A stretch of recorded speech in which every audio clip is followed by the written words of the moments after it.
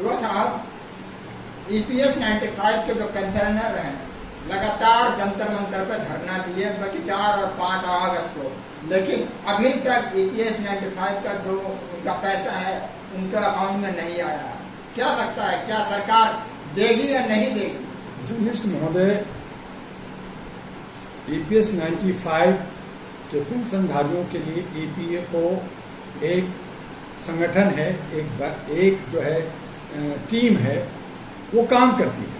बहुत मीटिंग हुआ, बीजेपी के बड़े लीडरों ने, हमारे फाइनेंस मिनिस्टर ने, हमारे देश के प्रधानमंत्री, गृह मंत्री, सब ने कहा मैं दे रहा हूँ, मैं दूंगा, बढ़ा के दूंगा, 7,500 दूंगा, पेंशन दूंगा, आपको मेडिकल फैसिलिटी दूंगा, ये सब कहते हैं। सच्चाई तो ये है कि जो इनका कमाई, तो ये कहीं से देना नहीं, जो इनका पैसा था ये सब सियासत में, चुनाव के प्रचार प्रसार में, घूमने घामने में, अपने दोस्तों के लोन कंप्लीट करने में खत्म कर चुके। वहां है ही नहीं पैसा, तो देंगे कहां से? अब उन पे तो कोई FIR लॉज कर नहीं सकता, उनको जेल भेज नहीं सकता। ये आम जनता तो है नहीं कि आम जनता अगर 100 रुपया ले लिया बैंक से और वो खर्च कर दिया, बैंक आती है मेरा 100 रुपया दो, मेरा इंटरेस्ट नहीं दोगे तेरा घर परिवार ले लूंगा, तेरे को उठा लूंगा, जेल भेज दूंगा। वो कर देते, 100 रुपया के लिए उनकी घर की कुर्की हो जाती। लेकिन 16,000 करोड़ जो EPS का पैसा है, जो पेंशनधारियों का पैसा है, वो खत्म हो गया। अब कौन जाए भाई कि भैया तुमने पैसा खत्म कर दिया, तुमने लूट लिया, तुमने बांट दिया, तेरे घर कुर्की होगा, तेरा पद मैं ले लूंगा, तुम प्रधानमंत्री से इस्तीफा दे दो, कौन लड़ेगा भाई? सरदार के, डाकुओं के सरदार से पंगा कौन ले? बिल्ली के गले में घंटी बांधेगा कौन? तो ये धरना प्रदर्शन करते रहते, मांग करते रहते। हमारे दोस्त कैप्टन ब्रिगेडियर अशोक राव जी अपने साथियों को लेकर, और भी बहुत सारे उसमें लीडर हैं, हमसे कई बार इन लोगों से बात हुई, कहा दुआ जी हमारे अधिकार नहीं मिल रहा, सब हक की बात कर रहे हैं। वो अब तो वोट की हक की बात हो रही है, अब तो और बातें हक की हो रही है। हक मिल कहाँ, अधिकार मिल कहाँ? सब अधिकार अमीरों के पास है, सब अधिकार विधायिका के पास है, सब अधिकार न्यायपालिका के पास है, सारे अधिकार कार्यपालिका के पास है। अब जो थोड़ा बहुत खुर्चन बचता है वो मीडिया के पास दे दिया, तो बाकी अधिकार जनता के पास कहाँ है? जनता के हिस्से में दिया गया कर्तव्य, जिसको मैंने दूसरी तरफ से कहा कि अमीरों व्यवस्था बनाता है, गरीब जो है आस्था में मरता है। तो इसी तरह से अधिकार जो है अमीरों का है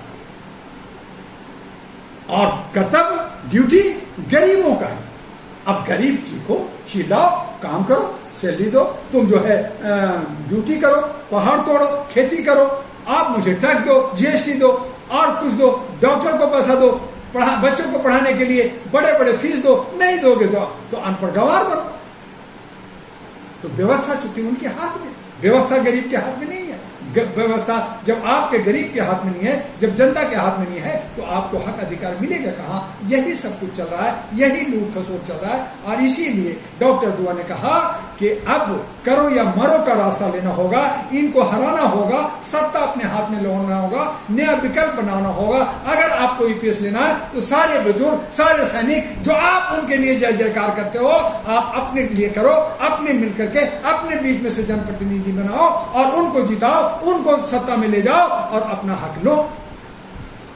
मैं रास्ता देता हूं, मैं बताता हूं, लेकिन उनको कठिन लगता है। वो देखते हैं कि मेरे धरना करने से, मेरा जो है हेमा मालिनी से या हमारा फलना से मिल लिया तो मेरा काम हो जाएगा। नतीजा है कि वो 500, 200, 300 रुपया जो उनके पॉकेट में होता है वो चंदा कर करके धरना प्रदर्शन करते हैं, दूर दूर से आते हैं, खत्म हो जाता है। और फिर वो बीड़ी के लिए कि कोई बीड़ी पिला दे, कोई चाय पिला दे, तो ये हालत बना है। तो आज EPS का हालत बहुत दयनीय कर दिया है। ये सब वादा करते हैं, बड़े बुजुर्गों का सम्मान की बात करते हैं, लेकिन बुजुर्गों का ये दोहन, शोषण, उत्पीड़न और स्वर्ग सिधार यानी स्वर्ग का रास्ता दिखाने के लिए, मारने के लिए तैयार हैं कि भाई आप नरक से छुटकारा मिल जाएगा, मर जाओ, यानी मारना चाहते हैं और खुद स्वर्ग में रह करके मजे करना चाहते हैं।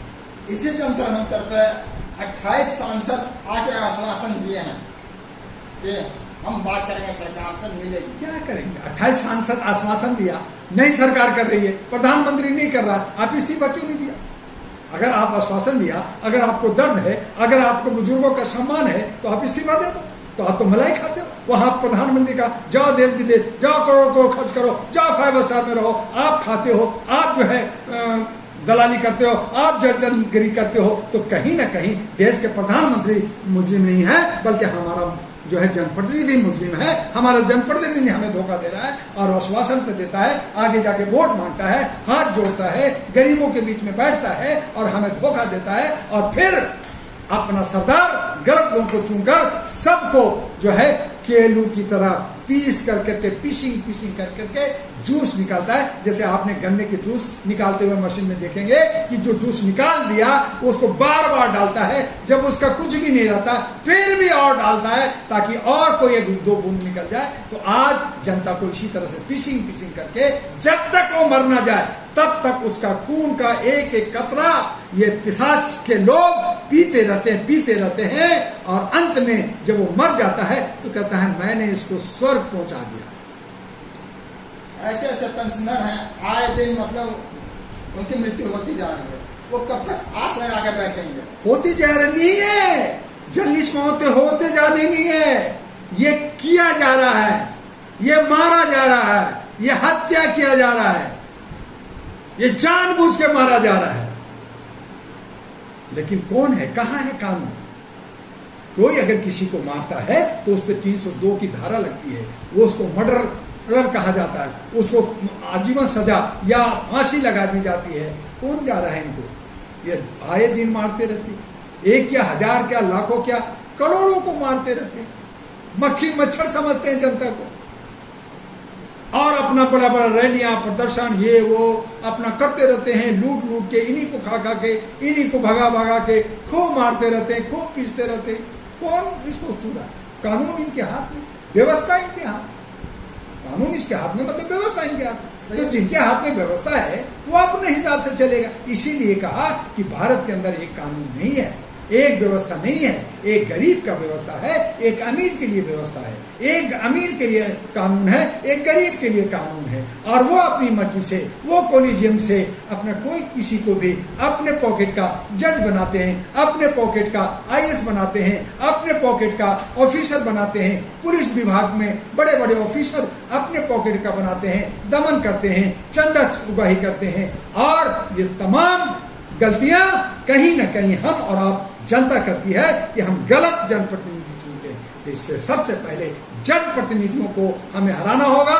सबसे पहले जनप्रतिनिधियों के विरोध में हर क्षेत्र में, हर विधानसभा लोकसभा में खड़ा होना होगा, न कि प्रधानमंत्री और मुख्यमंत्री या गवर्नर या राष्ट्रपति को दोष देना होगा। दोष अगर देना है और उसका सबक सिखाना है, आपको हक लेना है, तो अपने जनप्रतिनिधियों से हिसाब मांगना होगा, उसके लिए आगाज करना होगा, उसके लिए आवाज देना होगा। तभी हमें पेंशन मिलेगा, तभी हमारा हक अधिकार मिलेगा, तभी हमारा सुख शांति मिलेगा, तभी हमारे बहु बेटियों की इज्जत और सम्मान बचेगा, तभी हम और आप शांति से भारत के अंदर जी सकते।